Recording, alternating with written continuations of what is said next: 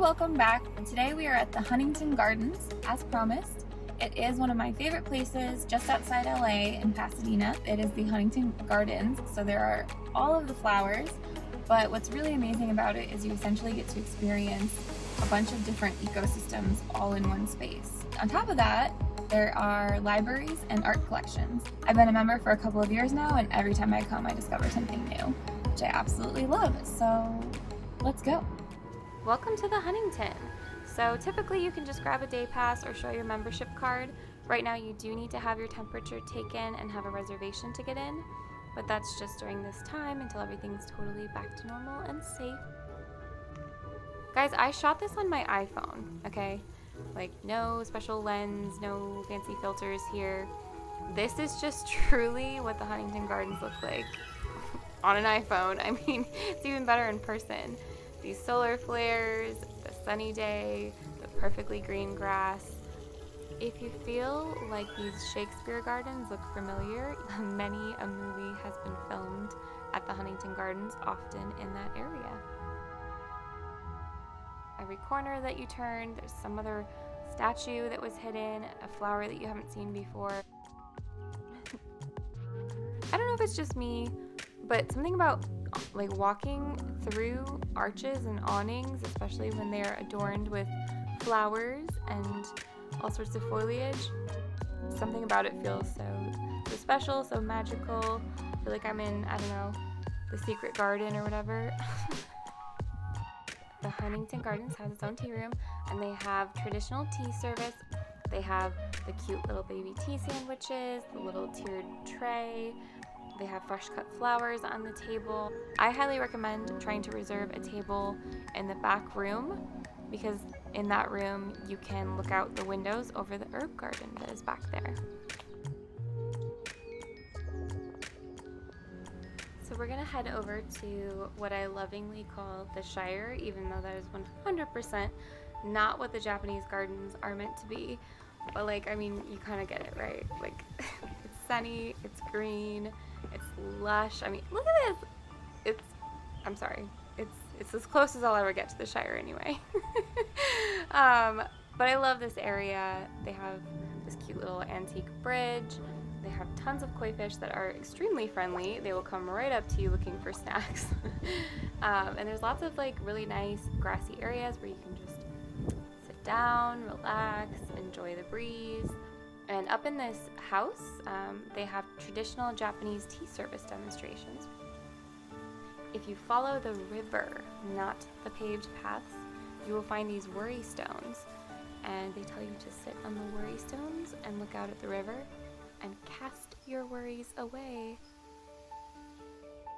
What I really love about the Chinese gardens is, well, first of all, this whole area is massive and it's expanding. They've already built 2 new pagodas and they have more on the way. But I feel like it's different from the other parts of the garden because it is a combination of all these elements of nature that create the quote-unquote garden. It is the natural stone, it's the water, it's the bridges, it's the pagodas, it's the trees. Everything all combined create the atmosphere, and it's obviously really impressive. And yes, you can walk behind a waterfall because who doesn't love that? And they also have food over in the Chinese gardens. It's another spot you can try. Past the Chinese and Japanese gardens, you'll find a bamboo forest kind of tucked away, which has obviously been growing for quite some time. It's well over your head. They have all different sizes of bonsai at the Huntington, but these little baby tiny ones are my favorites.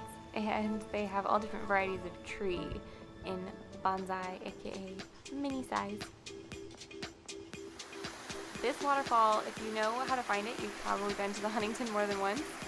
You kind of have to really get off the beaten path to get there. I think the gardens that people tend to skip most often are the Australian gardens.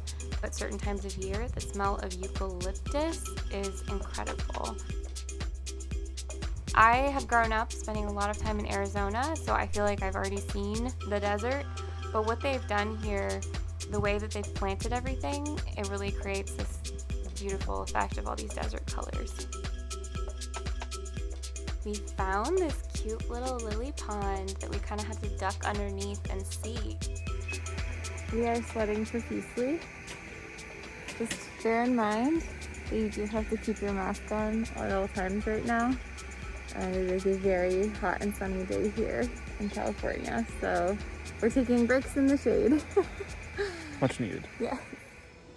I love these like picturesque moments that I kept walking onto. This family was having a little nap time.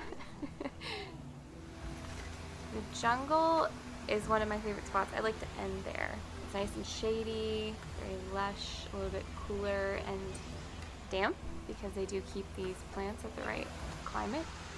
All these long hanging vines. You can't even see any of the rest of the gardens or the city when you're in the jungle. So it really feels like you're in a completely different place. I'm a huge nerd, so one of my favorite things to show people is that they have one of the original Shakespeare folios on display. Pop in these buildings, they have art that comes and goes on rotation, and then they have some that stays on site. They have the Blue Boy. If you don't know what the Blue Boy painting is, they x-rayed the painting and discovered it was painted on a used canvas because there's an outline of a different man underneath the paint of the Blue Boy. Ooh. There is a place that serves every type of food that you could possibly imagine called 1919. They've got gluten-free, vegan, whatever you need. They have cocktails. And they have indoor and outdoor seating. So I never leave without stopping in the gift shop, seriously. Members do get a discount, but I love tea and I love candles and I love cards and I love journals, and they have all of those things. They also have a great book collection. I found a book about monsters for Brandon, which right up his alley. And you can always stop and talk to an employee about turning your ticket into a membership before you leave. Hey, so we just got back from the Huntington. We had a lovely time as always. And like I said, you always discover something new no matter how many times I've been. And today we discovered a whole set of like ponds and pools that we've never seen before. Amazing. It's perfect if you have family coming into town, something that you can do with your parents, with little ones. Everybody loves it. It's a fantastic escape from feeling like you're claustrophobic in the city. Everything there is much calmer, much quieter. I could go on and on, but if you can't tell, I love this place. I highly recommend that you guys go.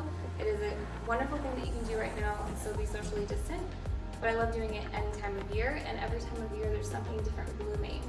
You can follow them on Instagram, check their website, and you'll always know what kind of events they have coming up and what is in bloom. If you guys enjoyed this, I will be back next time with more things that you can do if you're gonna stay in LA or in the area.